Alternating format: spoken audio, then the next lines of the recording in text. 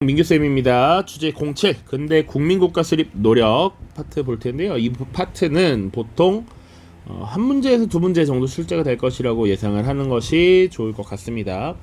항상 기준이 되는 건 2023 육모, 구모, 수능, 그리고 최근 2024 육모까지 4차례의 시험이 기준이 된다라고 했어요. 근데 하필이면 모두 두 문제씩 나왔는데 수능에 0문제가 나왔던 그런 불상사가 있습니다. 그래서 원래 모든 것은 확신이란 걸 할 수 없지만 대개 두 문제가 나올 가능성이 높다라는 것. 그래서 동학농민운동이나 가보개혁의 중요한 내용들, 개념이라고 하는 거 이제 내용이게 되겠죠. 주요 키워드들 잘 잡고 있느냐로 한 문제 물어보고요. 그리고 이 1894년부터 대략 대한제국이 수립되는 1897년까지 일련의 사건들이 복합적으로 나타나요. 그래서 그 흐름을 잘 갖고 있느냐가 보통 한 문제가 나왔다라고 보시면 될 것 같습니다. 자, 그래서 이 복잡한 것을 설명하다 보면 내용을 얹어야 되기 때문에 일단 키워드들 잡고 마지막으로 이 연표의 흐름 잡아보도록 하겠습니다. 자, 첫 번째로 다루는 주제는 동학농민운동이에요. 동학이라고 하는 종교는 조선 후기에 서학의 카운터로서 만들어졌던 종교이죠. 기본적으로는 인내천이라고 하는 것을 기본으로 삼아서 평등을 내세웠던 것입니다. 자, 그런데 이 동학을 믿는 이 농민들이 왜 이런 농민 운동을 벌였느냐. 당시 억눌렸던 이 농민들이 사회를 변혁하기 위해서 들고 일어났던 것이죠. 그래서 보통 1차 봉기, 전주 화약기, 2차 봉기 이렇게 나누어서 구분을 하는데 보통은 그냥 통으로 동학농민운동 이렇게 물어볼 겁니다. 그러면 그것과 관련된 키워드를 주로 찾으면 돼요. 자, 그렇지만 우리는 공부하는 입장에서 조금 더 다루는 겁니다. 자, 1차 봉기, 전조약, 2차 봉기로 나눌 텐데 1차 봉기의 원인은 뭐냐라고 하면 고부 지역에서 있었던 조병갑의 횡포입니다. 자, 이 조병갑의 횡포를 참지 못하고 들고 일어났었던 것이 고부농민 봉기고요. 그리고 이 고부농민 봉기를 수습하는 과정에서 동학 세력을 탄압함에 따라 이 동학 농민들이 들고 일어난 것이 1차예요. 고부농민 봉기가 배경이고 원인이고 1차 봉기가 결과예요. 자, 그래서 1차 봉기 시기에 나타났던 구호가 있습니다. 제폭구민, 보국안민이라고 하는 구호야. 폭력적인 정치에서 이런 것들을 제어하고 백성들을 구한다. 나라를 보호하고 백성들을 편안하게 한다. 이런 겁니다. 전봉준, 김계남 같은 사람들이 주도했으니까 인물 기억해야 되고요. 대표적인 승리를 거두었습니다. 황토현 전투, 황룡촌 전투 키워드 잡아두시고 전라도의 핵심적인 전주성까지 점령하게 되었다. 자, 그래서 당시에 조선 정부는 당황하면서 청나라의 도움을 요청합니다. 청나라의 도움을 요청하게 되고요. 자, 그런데 청나라만 온 게 아니라 일본군도 지금 조선에 상륙하게 되면서 정부와 농민들 모두 자신들의 예상 밖 이런 결과에 당황하게 됩니다. 그래서 빠르게 화해하고 약속을 하게 되었던 것이죠. 전주 화약입니다. 자, 그래서 어떤 결론이 났느냐. 농민들이 썩어 빠진 정치 개혁해라 라고 주장을 했고 오케이 그거 받아들일게 라고 하면서 극적 화합을 하게 되었다. 그리고 농민들이 해산을 한 이후에 자체적인 개혁기구인 집강소를 설치합니다. 이게 정답으로 나왔던 키워드입니다. 집강소 설치. 자, 그럼에도 불구하고 사실은 청나라와 일본 군대가 당장 본국으로 돌아가지 않았습니다. 특히 일본군은 병사를 돌릴 생각이 전혀 없었고 철병을 거부했습니다. 그리고 나서 일본군이 경복궁을 점령하고 개혁을 강요하게 됩니다. 여기서 하나, 경복궁을 점령하면서 너네들이 제대로 개혁하지 못했기 때문에 이런 일들이 많이 발생하는 거야 라고 하면서 개혁을 강요하고요. 그 강요에 의해서 시작된 것이 1차 가보개혁입니다. 자, 어쨌거나 일본군이 경복궁을 점령한 이후에 농민들이 이건 참을 수 없지, 우리가 다시 우리의 힘을 보여주자 라고 하면서 대규모로 결집해서 일본군과 맞서 싸웠지만 우금치 전투에서 패배했다라는 것. 그리고 농민군은 사실상 해산되고요. 지도자들이 체포됐습니다. 역시 전봉준 같은 인물들이 체포가 되었습니다. 자, 그 다음에 다룰 주제가 가보을미개혁인데, 자, 가보개혁은 방금도 이야기했지만 일본군이 경복궁을 점령한 이후 개혁을 강요하면서 시작됐다라고 했습니다. 자, 여러 가지 내용들이 많아요. 이 가보을미개혁 이 시기에 1894년 95년에 210개의 개혁이 처리가 됐다고 하죠. 그런데 요 통으로 이렇게 묶어볼 수도 있지만 가급적이면 1차, 2차, 3차 내용 구분해서 보는 것이 좋습니다. 자, 1차 가보개혁을 추진했던 기구 군국기무처 반드시 기억을 해 두시길 바랄게요. 개혁을 총괄하는 기구였고요. 2차 때 이게 폐지됩니다. 그래서 1차 하면 군국기무처, 군국기무처면 1차야. 자, 그리고 왕실과 정부의 업무를 분리하기 위해서 국내부를 설치했고요. 그리고 과거제 폐지, 그리고 신분제 폐지가 이루어졌습니다.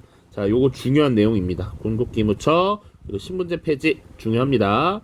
자, 그리고 과부의 재가를 허용한다든지 조혼을 금지한다든지 이런 내용들이 1차와 관련된 내용이다. 고문금지, 연좌제 폐지도 있습니다. 핵심 키워드는 요 정도.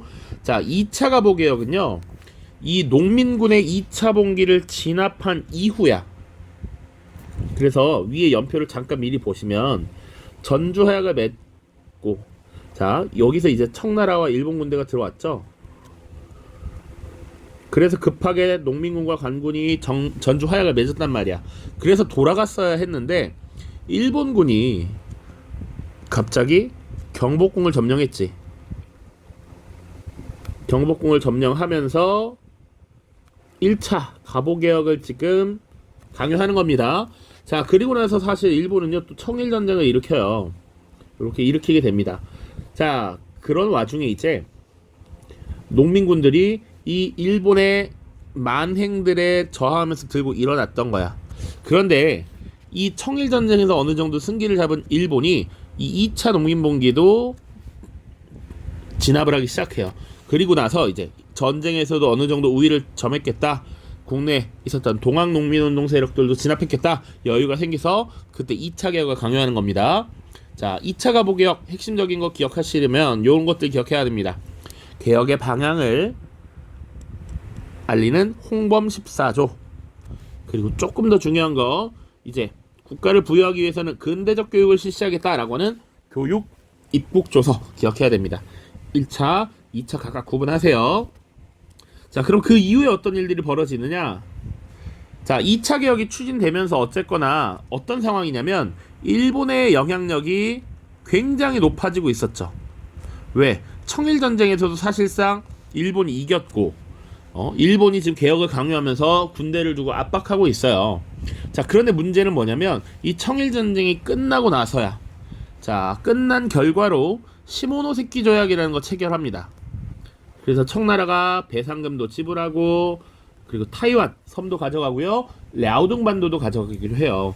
그런데 문제는 이 랴오둥 반도였어. 랴오둥 반도는 중국 대륙이었거든. 자, 일본이 중국 대륙으로 진출하는 것을 불만스럽게 여겼던 세력이 있었습니다. 바로 러시아예요. 그래서 러시아가 프랑스와 독일을 끌어들여서 이 일본에게 압박을 가해서 랴오둥을 반환시켜. 너 이건 선 넘었어. 청나라에게 돌려줘 라고 반환을 시켜서 일본이 그것에 굴복합니다. 자, 그러다 보니까 결국은 일본이 이제 굴복했고, 조선 정부는 일본의 영향력이 강해지는 이 상황 속에서 우리가 일본의 간섭을 많이 받고 있는데 이 일본을 견제하기 위해서 러시아를 끌어들여야겠다라고 생각을 하게 되는 것이죠. 자, 그래서 친러 정책을 추진하게 되는데 일본의 입장에서는 그래서 자신의 영향력이 계속 약화되니까 이 친러 정책을 추진하는 당시 왕비 명성황후를 암살하는 이런 사건이 발생합니다. 그것이 을미사변이에요. 삼국 간섭 이후에 친러 정책을 추진하던 명성황후 민씨를 시해했던, 암살했던 사건이고요. 이것과 뒤에 반발령이라고 하는 개혁 조치가 단행되는데 이것에 대한 반발로서 을미의병이라고 하는 게 일어나기도 한다. 자, 그래서 을미사변 이후에 일본은 다시 한번 개혁을 압박하게 되고요. 이때 태양력을 사용하고 그리고 머리를 짧게 자르는 단발령을 단행하게 됩니다. 그래서 고종황제가 직접 고종이 직접 머리를 자르고 단발령을 선포하게 되죠. 자, 그 이후에 신변의 위협을 느꼈던 고종이 러시아 공사관으로 피신하게 되는데 그것을 아관파천이라고 합니다. 그래서 을미사변, 아관파천 이거 하나하나 다 중요합니다. 내용이 많아 보이진 않지만 각각 개별적 사건으로 기억을 해야 합니다. 알겠죠? 심지어 이거 출제가 된 적이 있습니다. 흐름 속에서. 자, 그다음 독립협회입니다. 독립협회. 자, 당시 러시아 공사관에 피시가 있었던 고종의 요청에 의해서 당시 미국에서 공부하던 서재필이 귀국했고요. 이 서재필이 독립협회라는 것을 주도적으로 만들게 됩니다. 자, 기본적으로 우리가 그래서 민중들을 깨우쳐서 국력을 신장시켜야 된다라는 생각이 있었기 때문에 독립신문을 발간합니다. 자, 국내외 소식을 우리 백성들에게, 외국인들에게 전달하려는 목적이었다. 그리고 독립문이라고 하는 거 세웠죠. 독립문. 자, 그리고요, 이 독립협회는요, 일종의 민중 집회를 열게 됩니다. 만민공동회, 관민공동회라는 걸 개최해요. 시민들이 모이는 민중 집회가 만민공동회이고요. 거기다가 관료들까지 참여하면 관민공동회입니다. 정말 많은 숫자의 만민공동회가 열렸고요. 여기서는 자유민권에 대한, 인간의 기본권에 대한 이야기도 나눴고요. 우리 국권을 지키기 위한 여러 가지 노력도 나왔고요. 정치를 개혁하자라는 토론도 있었습니다. 정말 많았는데 핵심적인 내용 중에 키워드로 나오는 건 요거 기억해야 돼요. 러시아의 이권 요구를 규탄하였다. 러시아가 우리 왕이었던 고종을 지켜주는 대가로 각종 이권을 빼앗아가려 했어. 이거 비판했습니다. 특히 대표적인 사례가 이 저령도 지역에 대한 조차 요구를 철회시킨 겁니다. 저령도라고 하는 땅이 있어. 오늘날 부산의 영도구에 해당합니다. 이 섬을 러시아에게 빌려주고 러시아가 이곳을 전략적으로 활용하도록 했습니다. 이거 안 된다. 우리의 국권을 지켜야 한다. 라고 하면서 일종의 반대 시위를 한 것이죠. 그래서 그것을 철회시켰다. 그 외에도 다양한 것들이 있습니다. 자, 그리고 사실은 의회 설립 운동도 하죠. 만민공동회에서도 지속적으로 의회 설립 운동을 벌였다. 자, 이런 의회 설립 운동이 사실상 빛을 보게 된 것이 관민공동회입니다. 그래서 만민공동회 독립협회 요청으로 그리고 고종황제의 명령으로 관료들이 여기 파견이 되어서 함께 집회를 열게 되고요. 여기서 헌의 6조라고 하는 문서를 채택함으로써 의회를 설립하려고 했습니다. 자, 구체적인 내용, 기존의 자문기구였던 중추원 제도를 개편하려고 했다. 그래서 일종의 의회를 설립하려고 했다라는 것 같이 키워드로 갖고 계시면 되고요. 그러나 이런 독립협회 활동을 못마땅하게 이었던 반대파의 모함, 음모에 의해 결국은 해산되게 됩니다. 당시 고종황제가 보부상을 이렇게 도와주면서 지원했던 단체 황국협회가 있거든요. 그래서 황국협회는 친황제 단체입니다. 그래서 이 황국협회와 군대를 동원한 정부에 의해 강제 해산되었다 정도까지 보시면 돼요. 자, 라스트 대한제국과 광무개혁이라는 주제입니다. 자, 아간파천 이후에 러시아 공사관에서 생활하던 이 고종에 대해서 궁궐로 돌아오십시오라고 하는 요구가 늘어났고요. 그리고 사실 왕인 고종도 그 자체가 스스로에게 사실 창피함은 있었을 겁니다. 내가 왕으로서 내 몸 하나 제대로 스스로 지키지 못해서 도망가 있는 현실, 이거 문제가 있다라고 인식했을 거예요. 우리가 언제까지 여기 있을 수 없고 우리가 홀로 서야 한다. 그리고 우리가 자주적인 모습 보여야 한다라는 것이죠. 물론 국외적으로는 러시아와 일본의 세력이 오히려 팽팽했기 때문에 누구 하나 강력하게 권력을, 힘을 보이려는 국가가 없었습니다. 둘이 팽팽해서 그것을 잘 이용하려고 했던 시기였다라고 보시면 돼요. 자, 그래서 대한이라고 하는 국호를 사용했고요. 광무라고 하는 연호를 사용하기 시작했습니다. 자, 그리고 환구단에서 황제 즉위식을 거행했다라는 것. 자, 그리고 나서 이제 어쨌거나 새롭게 황제의 나라가 됐단 말이야. 대한제국이죠. 이제 과거 조선과는 달리 이제 새로운 나라, 새로운 모습을 보여줄게 라고 하면서 나름의 개혁을 추진합니다. 당시 광무라고 하는 연호를 사용했기 때문에 이 시기에 이루어진 개혁을 광무개혁이라고 해요. 중요한 건 여러 가지가 있지만 일종의 헌법인 대한국 국제를 반포했고요. 헌법의 성격을 가지고 있고, 다만 아쉽게도 시민, 국민의 권리가 보장되어 있지 않고 국민의 의무만 있으며 모든 권력이 다 황제에게 집중되어 있다라는 내용이 일종의 한계라고 볼 수 있습니다. 자, 그리고 군대를 지휘하는 원수부를 설치하고요. 그 대장을 황제가 직접 맡습니다. 그리고 각종 근대화 정책을 추진하면서 이때 전화라든지 시내를 돌아다니는 전차라든지 서울과 지방을 잇는 철도, 최초의 철도 경인선 같은 것이 이때 만들어집니다. 그리고 중요한 것, 양전 사업을 실시하고서 근대적 토지 소유 문서인 지계를 발급했다라는 것입니다. 그래서 국가에서 근대적인 토지 소유 관계를 파악하게 되었고 그것을 기반으로 세금을 부과했다라는 겁니다.